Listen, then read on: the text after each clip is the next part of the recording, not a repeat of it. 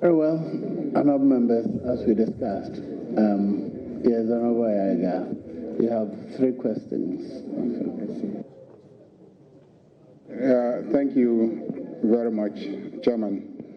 When I earlier asked about his hometown, it was to enable me to recuse myself, but he gave me a security pass when he said the record showed that his hometown is Kadima.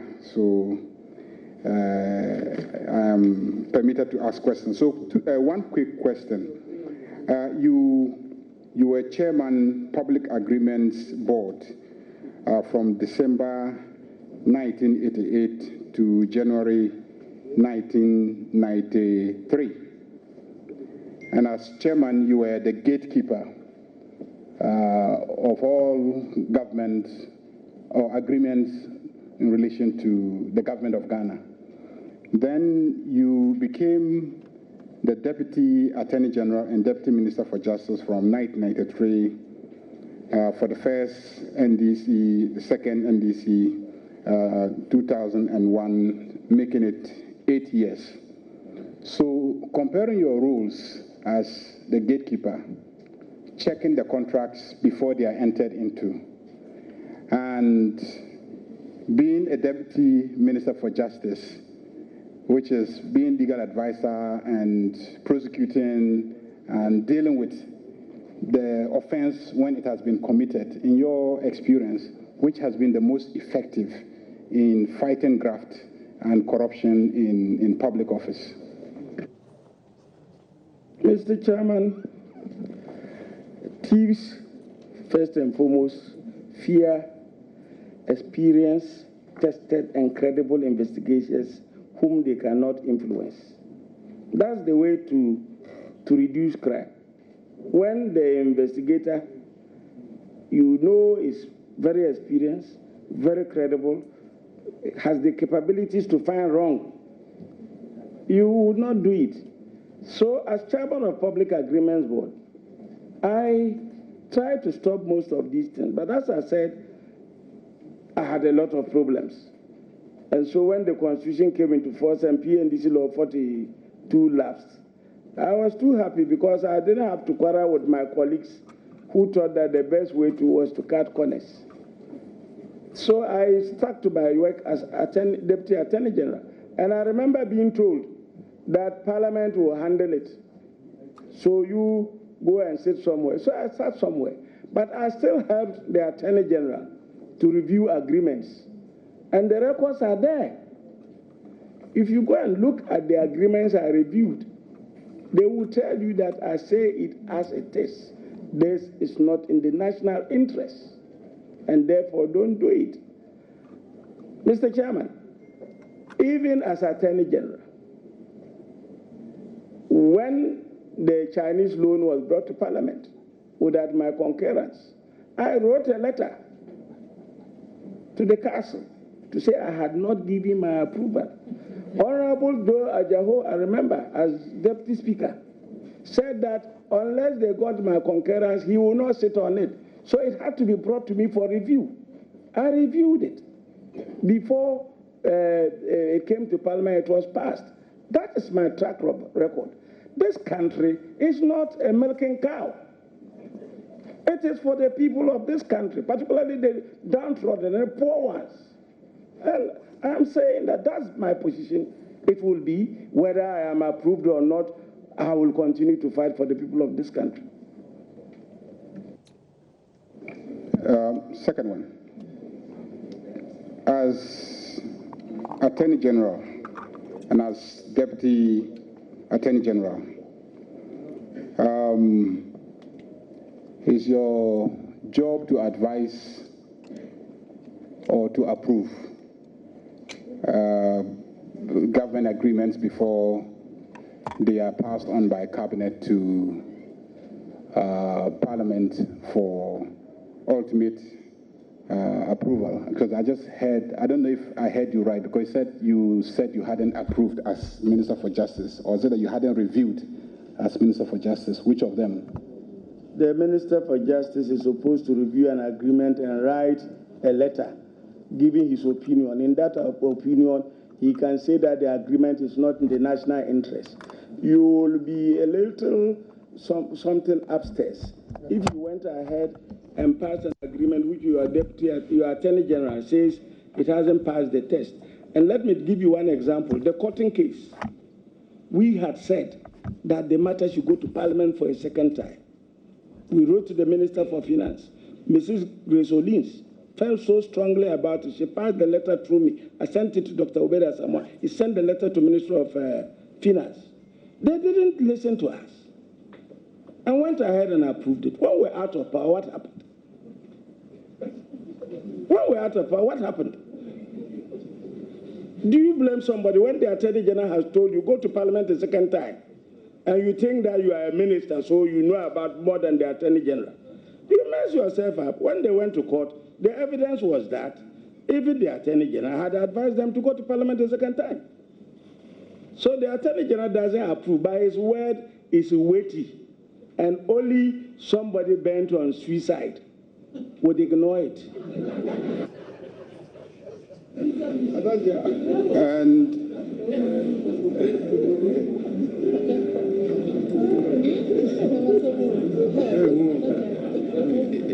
you sound like between 1993 to 2001, there were significant governmental agreements that you had strong disagreements in relation to, which somehow still went ahead and got done. We lived with the consequences. But why didn't you fight them to prevent them from being done, instead of allowing them to be done so that one day we'll live with the consequences? Mr. Chairman, I never used the word significant. I give an example of one. That's all I did, because I didn't want to give many examples. But I gave example of one. And we are colleague ministers. I was deputy minister. The Attorney General was there. I passed a memo to him. He signs the memo. I see it on the float, right? It goes. We even send a cousin of the minister, a woman, to go and talk to him. They still ignored it. So what were we to do? They were debating with us that it didn't need to go to Parliament, right? That was an interpretative issue. Did we have to go to court to interpret it? So we left it at that. And then when others thought it wasn't so, they decided to deal with it. But I was then Deputy Attorney General. And all I had to do was to state my case very strongly, which I did. My last question is, you've risen to the highest in terms of the bar, being the Attorney General and Minister for Justice. And now you are going to be Special Prosecutor. Can you tell me what is significantly different between the job of Special Prosecutor and the DPP at the Attorney General's office? What is so special in terms of the Special Prosecutor's role? What powers, what is it that the Special Prosecutor will be able to do that under Office of the Special Prosecutor Act, the Attorney General, the investigators, and the legal system of Ghana did not cater for? What is so radically different about Special Prosecutor? Mr. Chairman, my 25-page critique, which was sent to the committee we drafted the law, has covered extensively the questions he has asked. But let me say this. I have made the argument that the Attorney General should be strengthened. The DPP should be strengthened. I gave examples of Namibia, where the Director of Public Prosecution is independent. I gave all those examples. But I said that once the president had given his word, and because of that word of fighting corruption, the population of Ghana decided to vote him overwhelmingly in power, he has a moral obligation to fulfill the promise, right? So if he wants to set up this special prosecutor office in fulfillment of that office, he should do it within the Constitution. What will be different between the special prosecutor's office and whatever office of law enforcement? And the reason why I agreed to accept the nomination is that this is a new office. Corruption has done so much damage to this country. In the conflict resolution, it is called structural violence. It's an invisible violence that kills millions without anybody seeing it. Taking millions of cedis for oneself under illegal circumstances deprives people of good health, education, and all the developmental facilities you can give. So what I want to do is to be able to set up a credible institution with a credible culture, which will be able to block the leakages and the seepages. If I'm able to do that, I don't care even whether I am not able to prosecute anybody. And part of the law says that it is preventative, right? So if I can put the machinery in place to prevent these leakages and seepages, I can assure you that if we succeed, we won't need foreign aid. I will say, with knocking my chest, that the amount of seepages and leakages at the ports, if we were to close them, our budget will not need foreign assistance. And that is why I accepted this job, to try to help the people of this country, to see whether what I started fighting as a child can at least be realized to some extent, in the hope that whoever takes over from me will keep the spirit. And so I can go to my maker knowing very well that my colleagues who died during the PNDC did not die in vain. And that when I beat them, they'll say, Martin, you did well for us, even though you didn't succeed. Thank you. And that is where President Roosevelt talks about the man in the arena. I don't know how many of you have read it, but if you go and open, Mr. Chairman, if you want, I'll just read it quickly for you. The man in the arena. My members fear that we may not be able to finish today. Yeah, but I want us to finish. Anybody can Google it. Yes, we can Google it. And you will see that I am the man in the arena. I'm muddying myself. I'm dirtying my face so that they can be changed. There are critics and all that. But at least I'm trying. It is not for those who have not tried to criticize.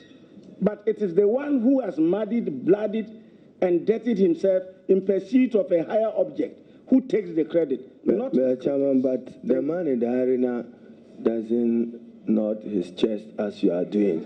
Are we safe that you won't settle this matter as the Bulsa way? I am quoting, knowing that you are from Kadima, give an assurance to this committee. I think that it is unacceptable for the minority leader to use a tribal epic to describe a whole people. I think that that is a little bit... No, it's offensive to the tribe. You know,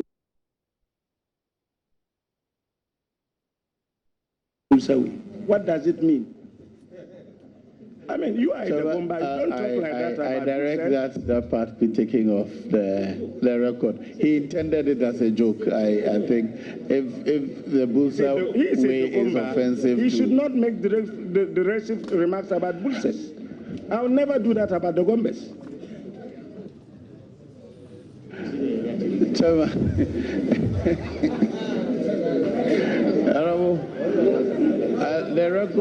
Let the record reflect that the reference to Bulsa Way is taking off the record. No, you're done. You're done. Honorable member for Kajevi, Karachi East, yes.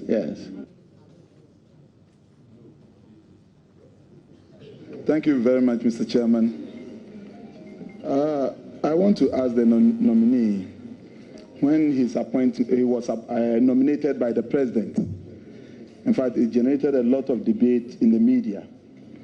Will you say that it was an opportunity to say that the president is having an all-inclusive government, in view of the fact that you are coming from the other side of the divide? Mr. Chairman, I don't think I will be surprised if the president was looking for other side of the divide sentence. You know, but even though, I mean, he knew my pedigree, right? But I think that he has made a promise. And I think he was looking for somebody, from his own speech, he was looking for somebody who would be unbiased, would be fair, impartial, in dealing with the situation with regard to political correlation. I think, for me, that is the word of honor I got from him. And as a distinguished lawyer, with whom I have practiced at the bar, I take words of honor from very senior lawyers seriously. That is why I reciprocated with my word of honor. And I will be surprised if he will break his word of honor. So I am coming to do a job which does not require politics at all. Crime is crime. I wrote it on 12th of January 2012. And that political party cards must not be an insurance against crime. And that is it, period. Thank you.